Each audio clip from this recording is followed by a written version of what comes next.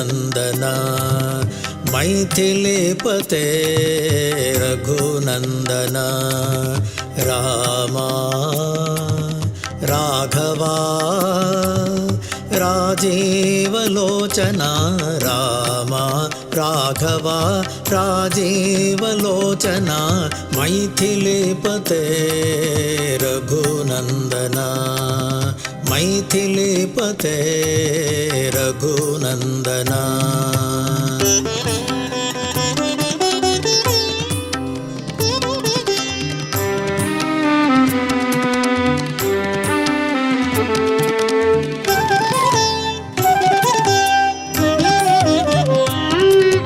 दीनावनाहे करुणामया दीनावनाहे करुणामया कमलनयन कौसल्यतनया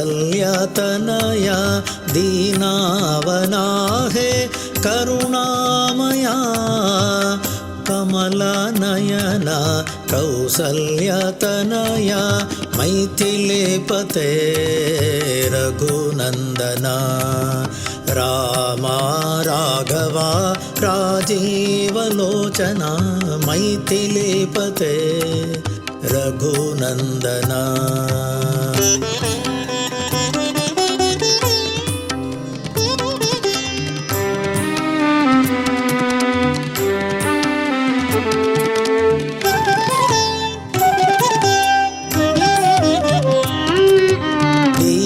दीनावनाहे करुणामया दीनावनाहे करुणामया कमलनयन कौसल्यतनया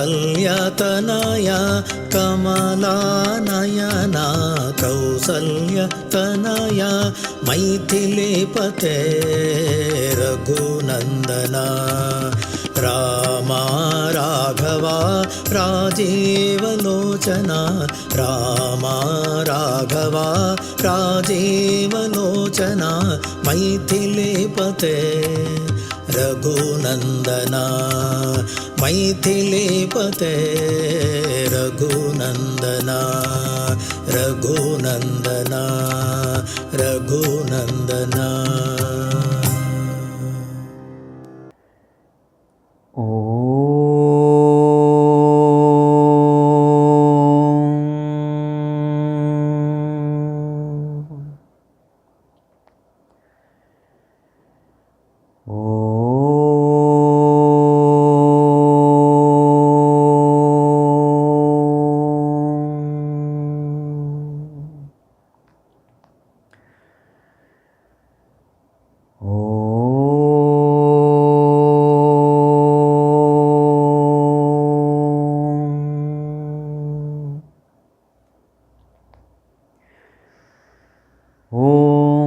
सहना भवतु सहनौ भुनक्तु सह वीर्यं करवावहै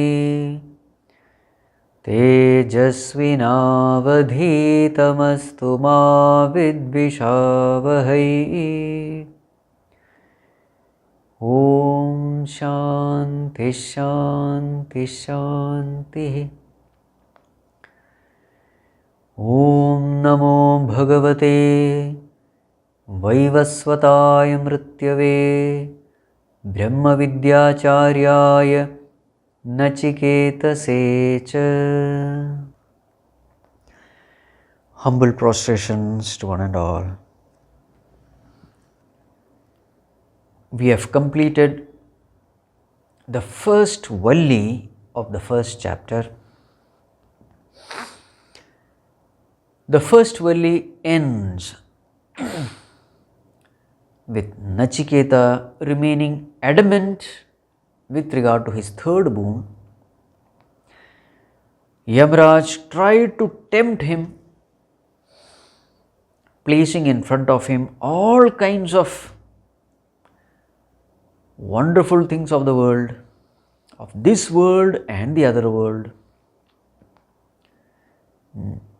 Children, grandchildren, wealth, land, long life. the company of the apsaras, etc., etc. But all these were rejected by Nachiketa, saying that they are all shobhavaha, impermanent. And he remained firm in his choice about the third one. I want to know that truth alone. The ultimate truth. Does it exist other than this body, mind, intellect, etc.? Some say it exists, some say it doesn't exist. So there is lack of clarity. I want to know that ultimate truth. And you are the right person to teach me. So Nachiketa remained firm. Up to this, we have seen the first Valli gets over here. He is in no mood to ask anything else. So now the second Valli starts, and some few verses are the verses of praise by Yamarāja, praising Nachiketa for his right choice. So this is how the second Valli starts.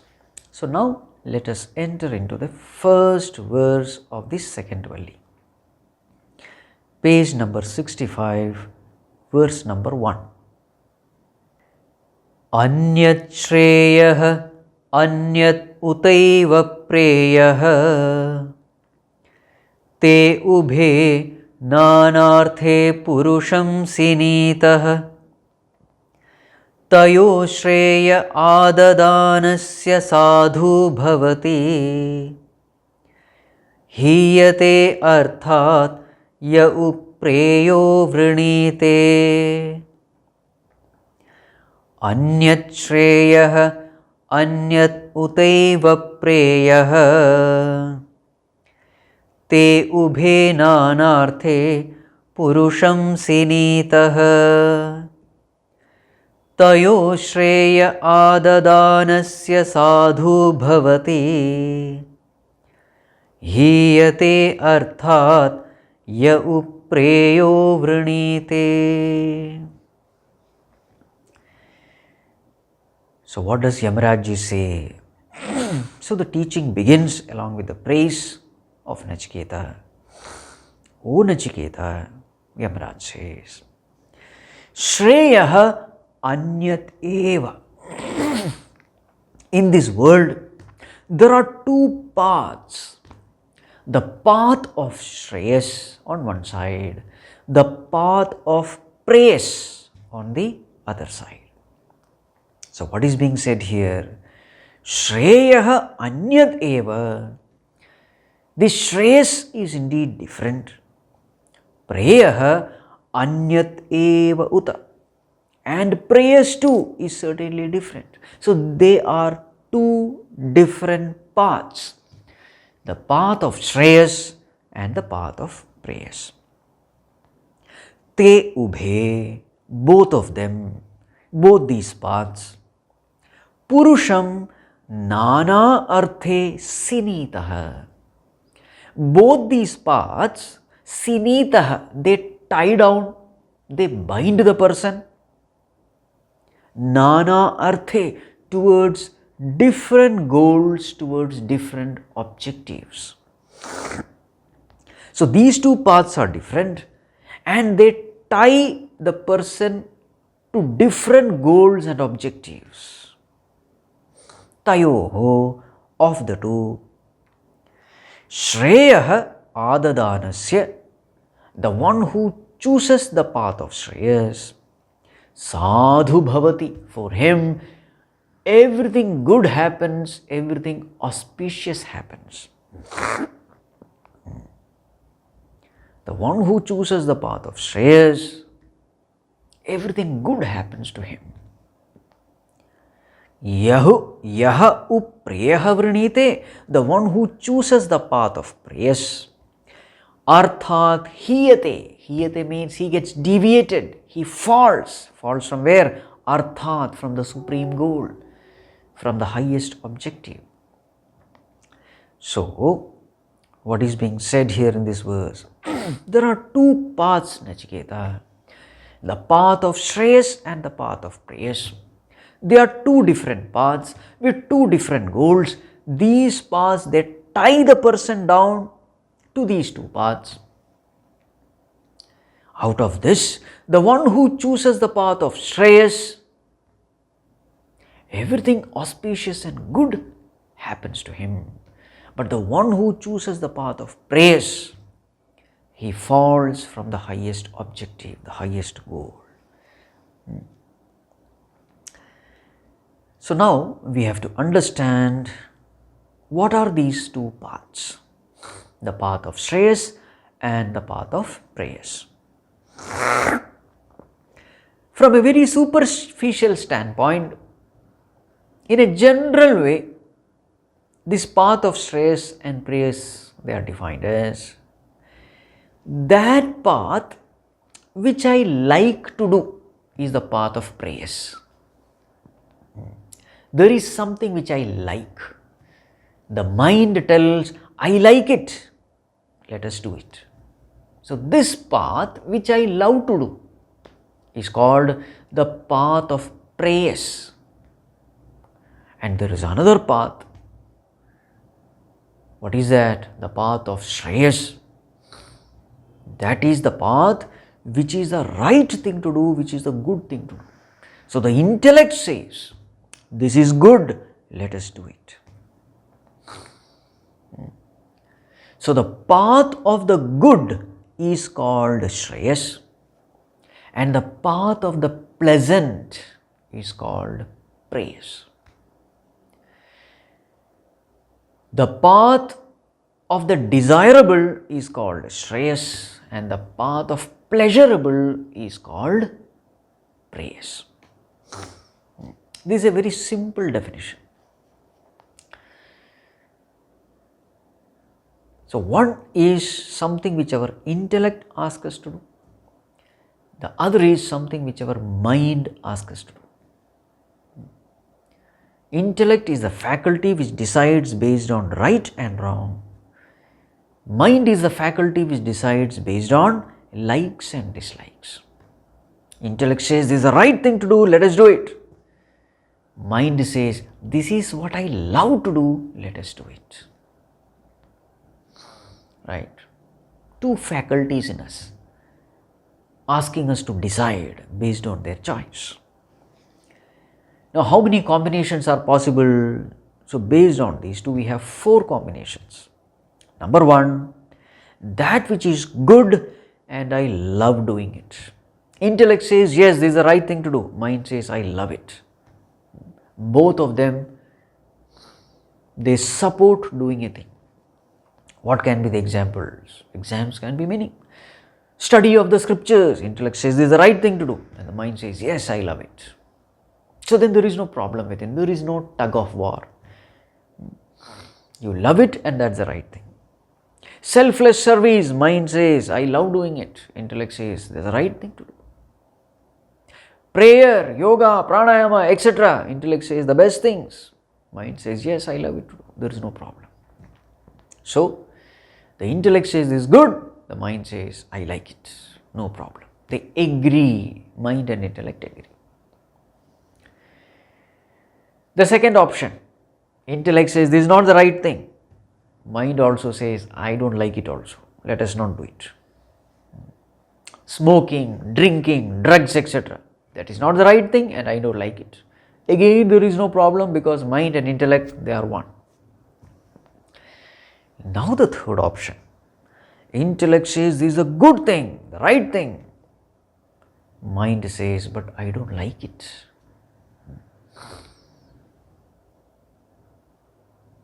For example, discipline in life. Mind doesn't like it, but intellect says this is the right thing. When we are sick, sometimes we will have to take bitter medicines. Intellect says this is the right thing. Only with the medicine you will get cured. Mind says, but I don't like it. So there are situations where the intellect says do it, but the mind doesn't want to do it. Criticisms. Intellect says this is good for you, but mind says, I don't like it. So this is the third option. And the fourth option is, intellect says, this is wrong, don't do it. But the mind says, but I love it. A common example given is a junk food. Intellect says, this is not good for your health. But the mind says, but I love it. Very difficult to control the taste. Finding fault with others. Intellect says, don't do it. But the mind loves it. Gossip, mind loves it, though we know it is wrong. Hearing one's own praise. Intellect says, don't do it. But the mind, it loves it. So these are the four combinations. Now, in those combinations where mind doesn't agree with the intellect, the last two ones, something is good but I don't like it, something is bad but I like it. In such cases, there is a tug of war. We really find it difficult. Mind is pulling us in one direction. The intellect is pulling us in another direction. The mind is pulling us towards preyas. The intellect is pulling us towards shreyas. Now there is a struggle. And who will win in this struggle? The one who is stronger will win. Now we have two options. All the time listen to intellect and live life. Or all the time listen to this mind, follow the path of preyas and live life. So what happens? So this verse says, Shreya adadanasya sadhu bhavati. A person who listens to the intellect and follows the path of shreyas, everything good, noble and auspicious will happen to that person. What about the other person? Hiyate arthat. He will destroy himself. And this is true. A person who constantly listens to his intellect, in such a person the intellect becomes stronger and stronger. The mind becomes weaker and weaker, and a time comes when whatever is right, I start loving doing it. So we can say mind and intellect becomes one. Integrated. So such a personality is called integrated personality. So what is integrated personality? You love doing what is right. The mind, intellect becoming one. So you start enjoying the path of sreyas. You love walking the path of sreyas. But what happens when we constantly listen to our mind and walk the path of preyas? In such a person, mind becomes strong, intellect becomes weak, and such a person will have a terrible mind, indisciplined mind, uncontrolled mind, untamed mind, impure mind, and such a mind becomes our worst enemy. So such a person destroys himself. So all these drunkards and chain smokers and drug addicts, they all fall under this category. Right. Now this is a general meaning. But now, since we are studying Upanishad, we have to go for a little deeper meaning. Now before we go to deeper meaning, there is another point which I would like to mention. Very many times we hear people saying, follow your heart. Whenever you are confused, follow your heart. Whenever you are confused in life, follow your heart. Now what does this heart mean? Is it mind, intellect, or what is it? So in such situations, we have to use the meaning of heart as intellect plus mind. So whenever such situations are there, you have to say intellect plus mind. Means what? Something which is good and something which you like. For example, normally youngsters are given this instruction. Whenever you have to choose your profession, follow your heart. Means what? Something which you love to do and something which serves the society. So intellect says, yes, this is a good thing because it serves the society. The mind says, I love doing it. So So therefore, we can say the heart says do this. So this is how we have to choose our profession. So this is the meaning of heart. Right, now let us go a little more deeper into these two terms, shreyas and preyas. So first let us define what is the path of preyas. Now this definition will be useful in the study of Upanishads. What is preyas? Now all of us, we want happiness in life. We want peace, we want security. So basically we all want to be happy. Now what is the way in which we can get happiness? So we find that whenever I am in a conducive environment, I am happy. An environment which I like. So what is the definition of a conducive environment? Environment where my physical, emotional and intellectual needs are met. Such an environment is called a conducive environment. So what are the physical needs? Food, shelter, clothing, etc. So in an environment where I get good food to eat, a good place to sleep, good house with all kinds of comforts and conveniences, so many servants to serve, big house, big car, lot of money. So then all these factors create a conducive environment around me which is at the physical level. There is a conducive environment at the physical level. So with wealth, I can create a conducive environment around me at the physical level. But merely because my physical environment is conducive doesn't mean that I have to be happy.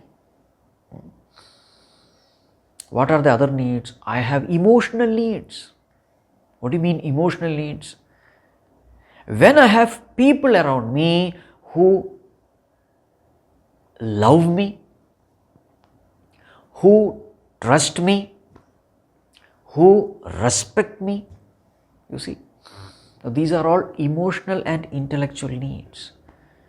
The people around me should love me, respect me, value my presence, give importance to me, give importance to my words, give importance to my advice, take me seriously. So these are all emotional and intellectual needs. I expect love, respect and trust from others.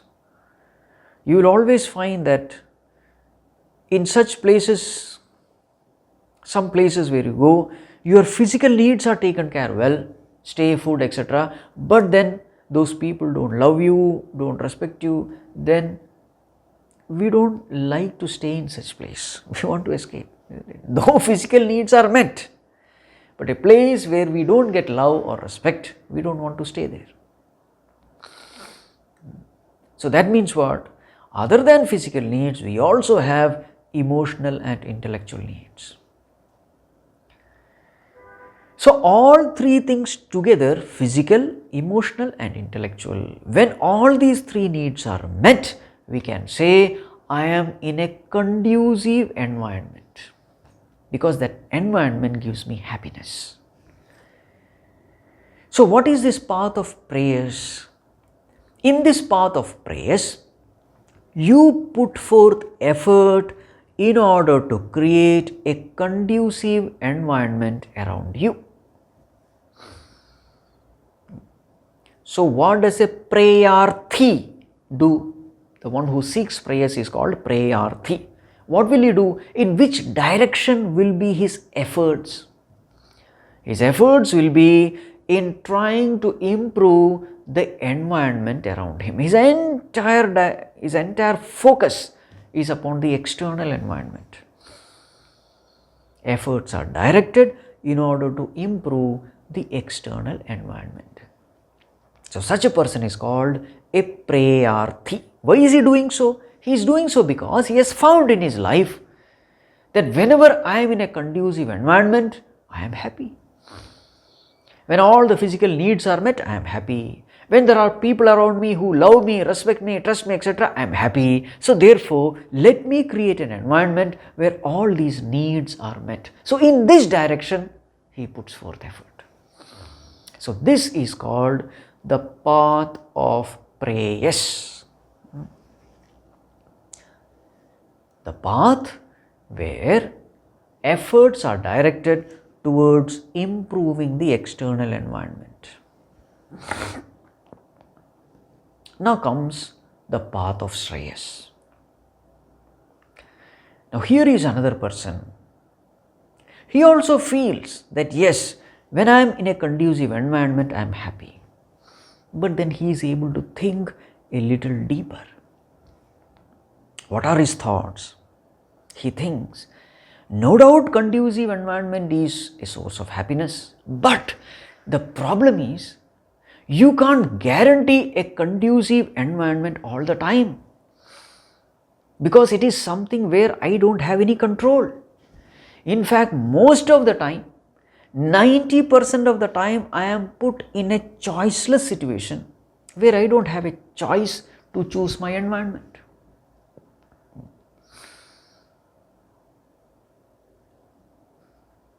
Neighbors are problematic. What can you do? You have no choice.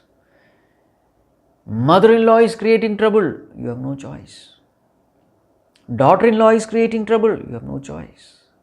Children are problematic. You have no choice. There are so many situations in life where you have no choice. So therefore, this person thinks, depending upon the external environment for happiness may not work always, because external environment is not in our control. But happiness is something which I want all the time. External environment cannot guarantee that. So therefore, let me try to know what is this happiness, where is it coming from, what is the source. So he starts going deep within. He introspects into the science of happiness, the source of happiness, so that he can control happiness, so that he can always be happy. So then he finds that happiness has something to do with peace of mind. When the mind is peaceful, I am happy irrespective of my external environment. When my mind is miserable, disturbed, I am miserable irrespective of my external environment. So therefore, the conclusion is, it is the state of mind which decides happiness. If the mind is peaceful, I am happy. If the mind is disturbed, I am unhappy. So therefore, what should I do? Instead of focusing too much on the external environment, let me give priority to my state of mind. So he goes deep within. He does all kinds of sadhanas in order to make the mind peaceful and cheerful. Now, what is the law which is governing the mind? The law which is governing the mind is, if your thoughts are noble and good, you will be cheerful. If your thoughts are negative, you will be disturbed. This is a simple law. If your thoughts are positive, you have a peaceful, cheerful mind. If your thoughts are negative, you will have a disturbed mind. This is a law. So therefore, what should I do in order to be happy and peaceful all the time? There is only one thing to be done. Ensure that the mind is entertaining good, noble, positive thoughts. So whenever the thoughts are negative, replace it with the positive thoughts, good thoughts, substitute it, and then entertain those positive thoughts. This is the sure method of remaining happy. Now, what is the advantage here? You don't have to depend upon the external environment. As far as thoughts are concerned, it is in your control. You can choose your thoughts. You can train your mind to think positive. It is possible. It is in your hands. You don't have to depend on anyone. So therefore, you become environment independent as far as happiness is concerned. The prayarthi, he depends on the external environment. His happiness goes ups and down depending upon the external environment. Whereas this person, his happiness is comparatively stable because his happiness depends upon thoughts and he has to a great extent control over thoughts. Now this very same person, shreyarthi, who is working on his mind, he understands that there are certain situations where you can never be able to entertain positive thoughts. For example, death. Now what positive thoughts will you have? It is going to put an end to your existence. It is going to take away everything from you. How can you consider that as positive? Old age, disease, how can you consider that as positive? So therefore, he goes deeper into the knowledge of right living. And then he finds that there is only one way in which I can attain true happiness, and that is by knowing myself. So such a person who is a seeker of truth, who is a seeker of happiness, such a person stumbles upon self-knowledge, the knowledge of the self, and he comes to know that I am Satchit Ananda Swarupa, I am not this physical body. I am the witnessing consciousness of this body. And what is the nature of this consciousness? It is Sat, existence. Chit, consciousness. Anand, blissful. So therefore, I don't have to depend on my BMI for my happiness. My nature is bliss. So what I have to do is just abide in the self. This is all what I need to do. Whatever I am seeking in life, peace, security, happiness, etc., everything is already available in the self. So therefore, solution to all problems of my life is abidance in the self. This is where it finally ends. So such a person who works upon himself, who tries to improve his mind, who tries to gain the knowledge of the self, who tries to find peace and solace in the Supreme Self, such a person is called Shreyarthi. And this path is called the path of Shreyas. Now please understand the two paths. The path of preyas, I try to find happiness by improving the external environment, by creating a conducive environment around me. This is the direction of effort of a prayarthi. What about Shreyarthi? He is not very much involved in creating a conducive environment. He goes within and then he tries to abide in the self. So, in the path of prayas, the effort is put in the external environment. In the path of shreyas, you put forth effort within. So, prayas means putting forth effort outside, shreyas means putting forth effort inside. Prayas means transforming the external environment, shreyas means self-transformation, transforming the self. Prayas means making the world the goal of life. Shreyas means making God the goal of life. So a prayarthi makes God a means and world the end, the goal. So for a prayarthi, world is the goal, God is only a means to achieve the world. For a prayarthi, world is the goal. So such a bhakta is normally called as a artha artharthi bhakta. He goes to God for what? Not for the sake of God. He goes to God so that he can fulfill his desires of the world. So such a person is called a prayarthi. What about Shreyarthi? For him, world is the means. You have to live in this world, there are needs to be fulfilled. Fine, he will be fulfilling all these needs, but his goal is not the world, his goal is God. such a person is called a mumukshu or jitnyasu. Right. So path of shreyas, path of preyas. Sometimes path of preyas is called pravritti marga. Then path of shreyas is called nivritti marga. Sometimes path of preyas is called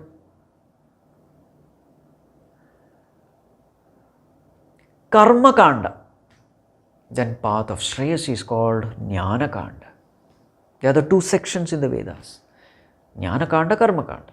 So karma kanda, entire karma kanda, all these rituals, they are nothing but the path leading to preyas. Jnana kanda, like Upanishad, they are the path leading to shreyas. So these are the different names. Sometimes the path of prayers is also called karma marga. And the path of shreyas is called jnana marga. What about karma yoga? In which marga will it fall? If this question is asked, what will you say? Prayas is all karma marga, so will you say karma yoga is karma marga? No. Karma yoga also falls under jnana marga because there is a right understanding behind performance of action. So in karma yoga you perform action not to get something from the world. No. What you have to practice is Ishvara prasada buddhi. Whatever comes from the world, you must learn to be satisfied with it. So you are not working to get something from the world, you are only trying to purify the mind. So the work is internal. So please understand, karma yoga also falls under the category of jnana marga, the path of shreyas. In karma yoga, you don't karmanyavadhikaraste ma phaleshu. Actions are not performed for the phala. In the path of prayers, you are performing everything for phala only, for the external results. So therefore, karma yoga will not fall under the path of karma marga, it will come under jnana marga. Right. So these are the two paths which are mentioned here. Now, what is said here? Shreyah anyat eva, preyah anyat eva. These two are two different paths. They are not similar paths. They are two different paths. Why two different? One is working to, both of them are working for happiness, no doubt, but one is finding solution in the outer world, the other is finding solution within himself. Now this is the difference. So they are two different paths, with two different goals, with two different means. Shreyah anyat eva, preyah anyat eva, both of them are different. Te ubhe, both of them. Purusham nana arthe sinitah. Both of them bind the person. Sinitah means binding. Both of them bind. Now what do you mean both of them bind? Both of them bind means even a person who is following the path of prayers, a materialistic person who is seeking materialistic success. Now see, he is also bound. Means what? What it means is, he will also have to practice discipline. He will also have to concentrate his mind. He will also have to work hard. He will also have to have patience and perseverance. Now see, these are all the qualities which he must have in order to attain material success. He cannot live a loose life, a life of total indiscipline. No. Even to gain material success, you will have to put a concentrated effort, disciplining yourself and pouring out your energy to gain your goal. Now this disciplining yourself is nothing but a kind of bondage. Sinita. So whether you are a prayarthi or a shreyarthi, one thing is for sure, you will have to discipline to achieve success. No doubt about it. Sinita. For example, people who strive for gold medals in Olympics, see the amount of effort, see the amount of discipline. The fast runners, they lose by a fraction of a second, not even 1 second, fraction of a second. To that extent, they have to be careful. There is a restriction with respect to their sleep, their day-to-day routine, their exercise, their food, diet, everything. So now this is called as binding yourself, bondage. A person who lives a loose life, he can never achieve anything. He will be a failure even in the path of prayers also. So sinitaha, both of them bind. Of course, spiritual path, there is a bondage. The whole path is nothing but disciplining the senses, disciplining the mind, giving right direction to the intellect, and so many other disciplines. So in both the path there are disciplines. But then what is the difference? Now see, here the term used is nana arthe. Te ubhe nana arthe. Arthe means goal. So the objective, the goal, they are two different things. The path is different, the goal is different. Te ubhe nana arthe purusham sinitaha. Generally speaking, the goal is one, that is happiness. But this person sees happiness in the outer world, the prayarthi sees happiness in the outer world. The shreyas sees happiness in himself. Now this is the difference. Nana arthe. Their understanding about life is so different. So their actions are different. The direction of their actions are different. The goals are different. But both these paths, they bind a person. Now what is the difference?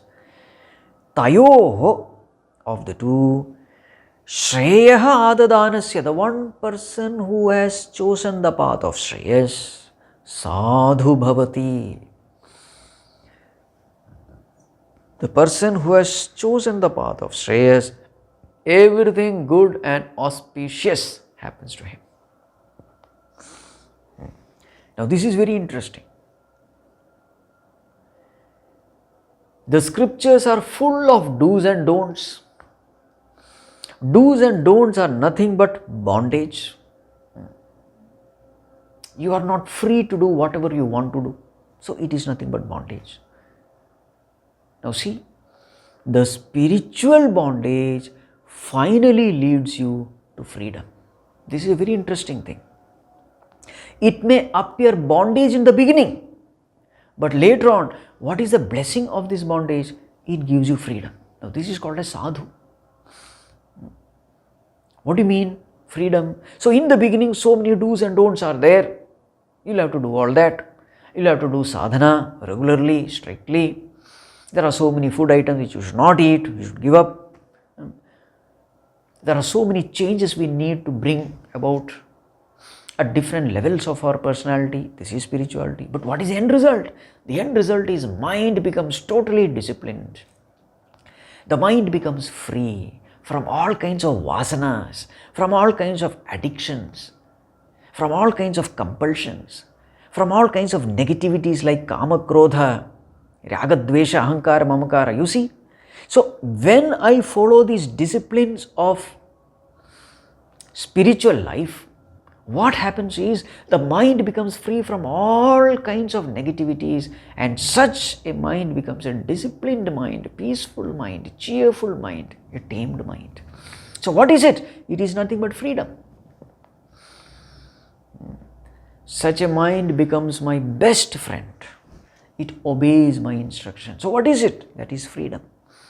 See, scriptural bondage will lead you to total freedom. True freedom is this. The freedom of mind is called true freedom. What about the worldly bondage? What about the worldly freedom, rather, let us say? So here is a person who says, I will do whatever I want to do. I believe in freedom. I don't believe in bondage. I will do whatever I want to do. This is called as worldly freedom.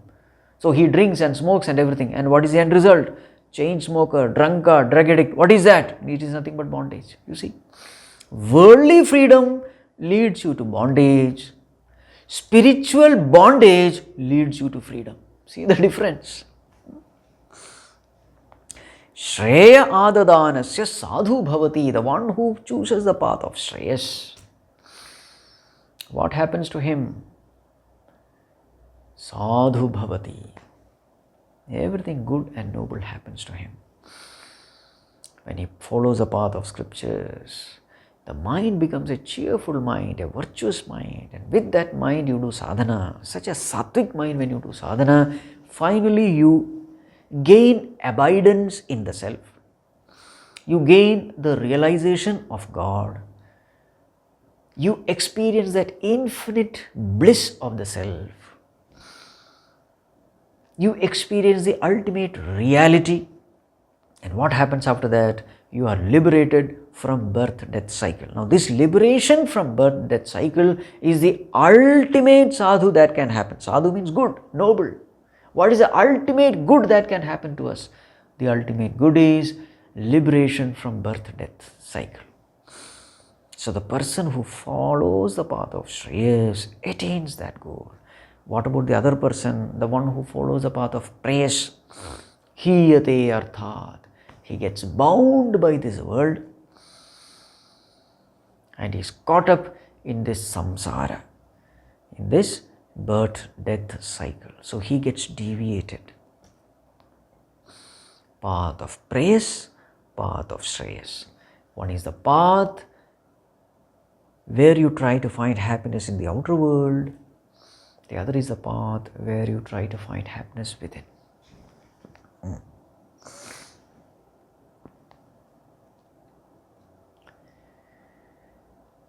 Are we following the path of shreyas or preyas? We have to do self-analysis. In different situations, we will have to check ourselves. Suppose a person shouts at you, abuses you. Naturally, you will be hurt.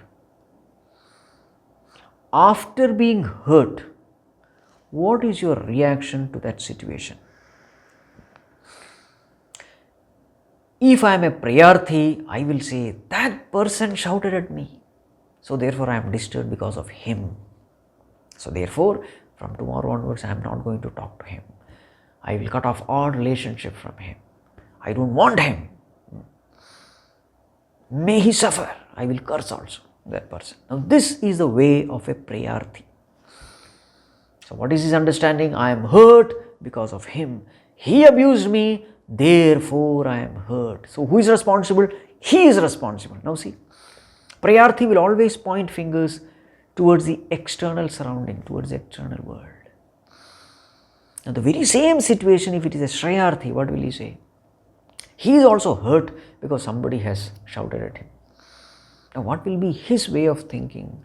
Now, he is a person who has the knowledge of the scriptures. So, his thinking will have that flavor of scriptural direction, scriptural thinking. So he will say, I am hurt. Who is responsible?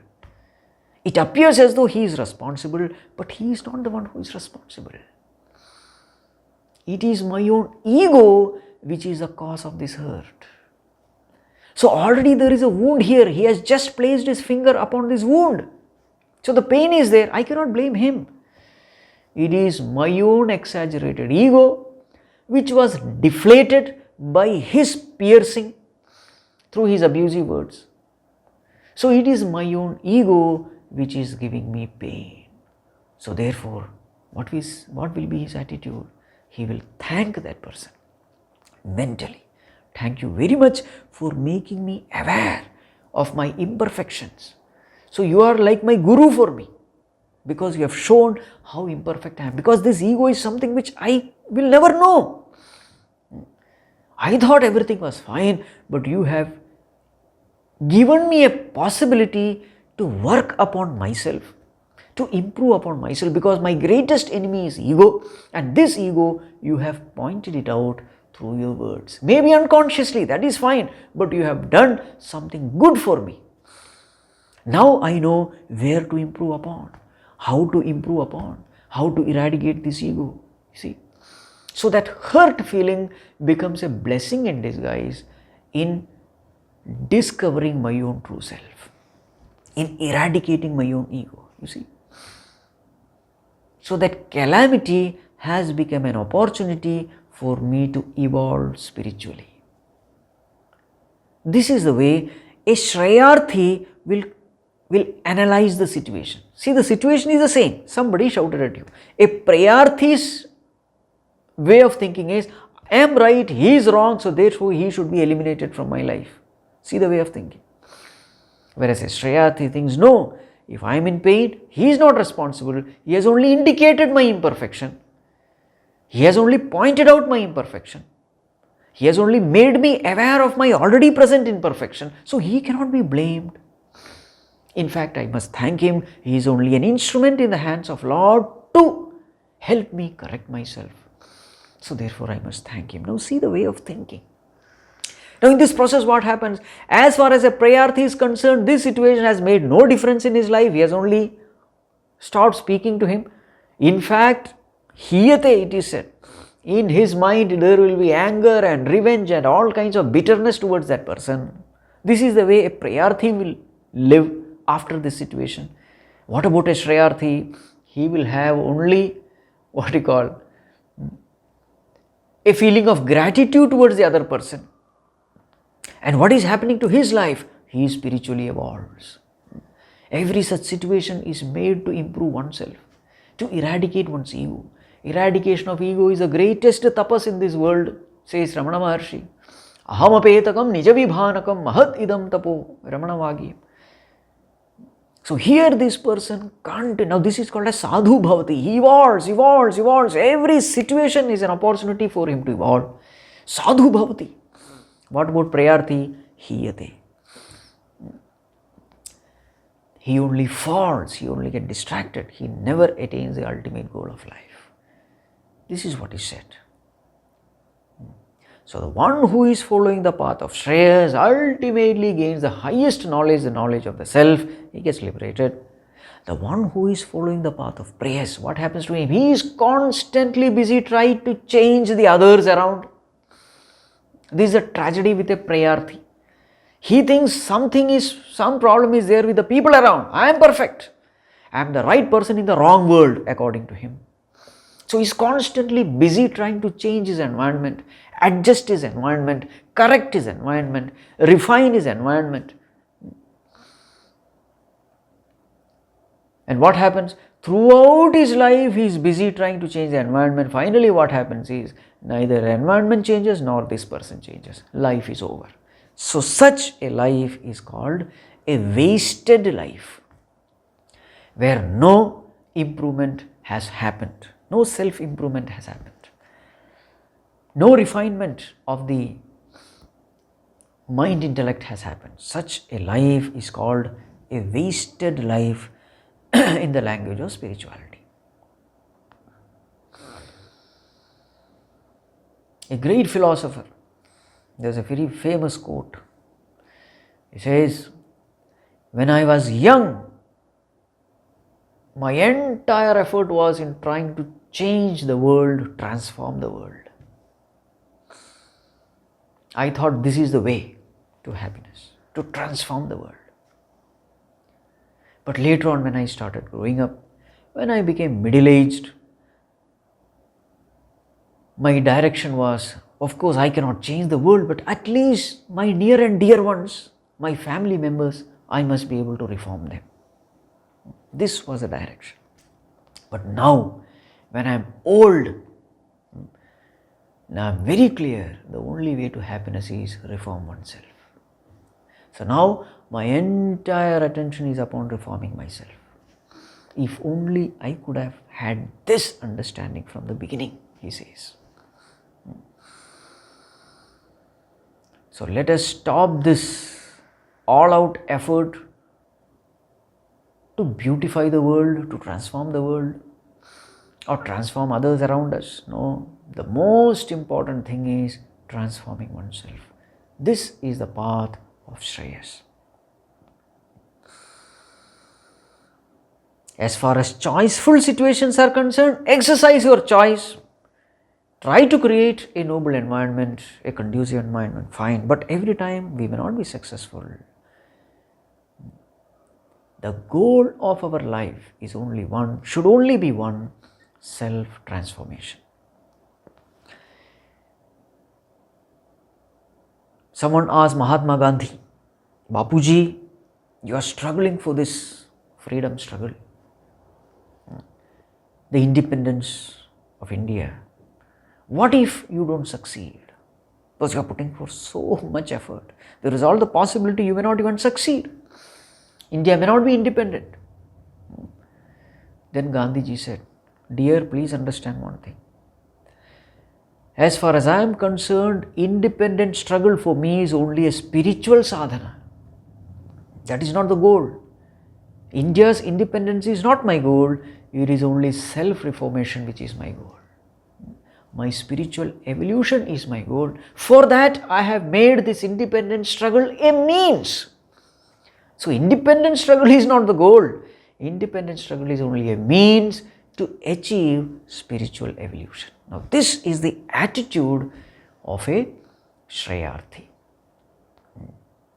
It may appear that he is also busy like anybody else. He is also trying to improve the world. It may appear so. But understand, the goal is different. Nana arthe. The goal is spiritual evolution. Atmano mokshartam jagat hitayacha. So actions are meant for the welfare of the world, but the purpose is purification of the self. This is the path followed by shreyarthi.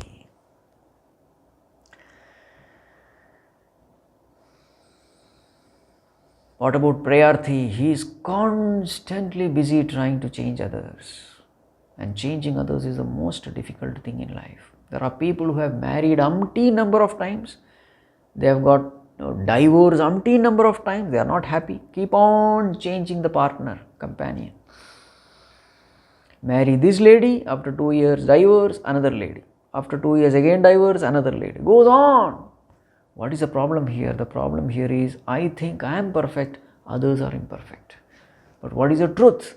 The truth is, I am the only one imperfect in this perfect world, beautifully managed by a perfect God.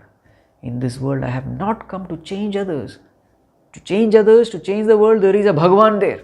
It is not my responsibility. I have come to this world to change myself. This world is like a hospital. Why do we go to hospital? We go to hospital not to treat other patients. No. We are in the hospital means we have some kind of sickness, some kind of disease. So what are we supposed to do? Follow the routine followed by the prescribed by the doctor, the medicines. Take rest, take medicine at the right time. Become free from disease and get out of that hospital. This is the goal. In the same way, this world is a goal. The very fact that I am born into this world shows that I have not attained that state of perfection. So the goal of life should only be one: liberation, becoming one with God, or self-abidance. Now these are all the different terms, but they are all one and the same. Liberation, nirvana, moksha, mukti, they are all the same. They all have the same meaning. So shreyarthi is the person who chooses this path, for whom God alone is the goal, world is only a means. So such a person with this direction, when he does sadhana, everything good, noble and auspicious happen to him. Now a question may come. Preyas and shreyas, we all have this choice to choose either of them. Why is it that majority of the people choose preyas in their life? Though shreyas is the one which takes us to the ultimate good, why is it that majority of the people whom we see around, why is it that they take the path of preyas? So this question is answered in the next verse. So next verse we will see in the next class. Om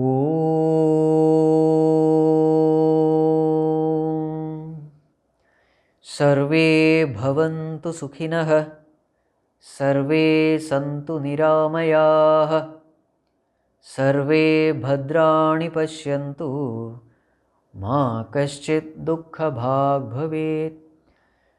असतो मा सद्गमय, तमसो मा ज्योतिर्गमय, मृत्योर्मा अमृतं गमय।